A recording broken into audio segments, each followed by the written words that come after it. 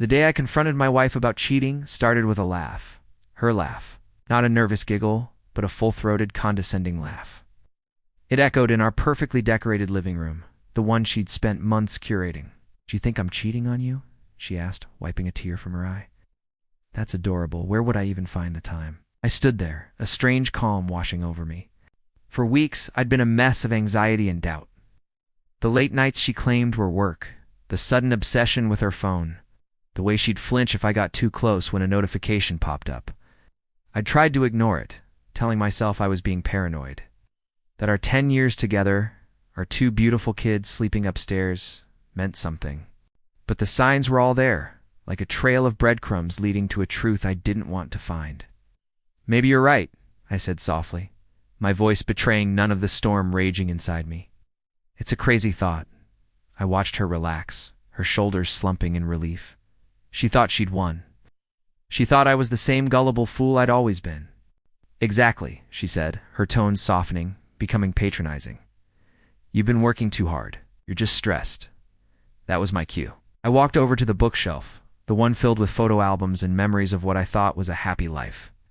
I pulled out a plain manila envelope I'd hidden behind a collection of classic novels. My hands were steady. The nervous energy had been replaced by a cold, hard certainty. I slid the contents onto our polished coffee table. Her laughter died in her throat. Her smile vanished, replaced by a mask of sheer panic. The color drained from her face as she stared at the photos. They weren't blurry, long-distance shots. They were crystal clear. Pictures of her and him, her colleague from the late-night projects. There they were, laughing over dinner at a restaurant we used to frequent. There they were, holding hands while walking in the park on a Tuesday afternoon she'd claimed was a dentist appointment. In the last one, the most damning of all, was a shot of them kissing, framed by the doorway of a hotel just 2 towns over. The silence in the room was deafening. The only sound was the ticking of the grandfather clock in the hall, counting down the final seconds of our marriage. Her eyes darted from the photos to my face, searching for an explanation, an escape, but there was none.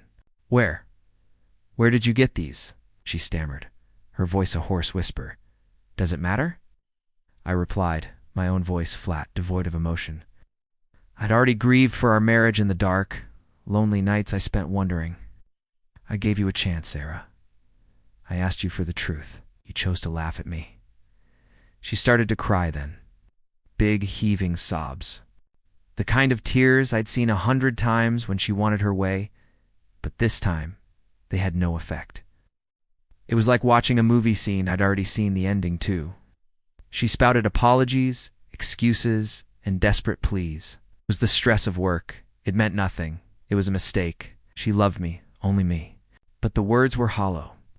The trust had been shattered into a million pieces, scattered across the glossy surfaces of those photographs. Looking at her, I didn't see the woman I'd married. I saw a stranger who had laughed at my pain just minutes before. "I think you should pack a bag," I said, turning away from the mess on the table and the bigger mess that was our life. "You can stay with a friend. We'll talk about the kids tomorrow." She didn't move. She just sat there, surrounded by the evidence of her betrayal, the sound of her own sobs filling the void where her laughter had been. That night I learned a hard lesson. Sometimes the quietest person in the room holds the loudest truth. And sometimes the most painful endings are the only way to find a new beginning. My journey was just starting, and while it was terrifying, it was also mine to reclaim. Thank you for listening.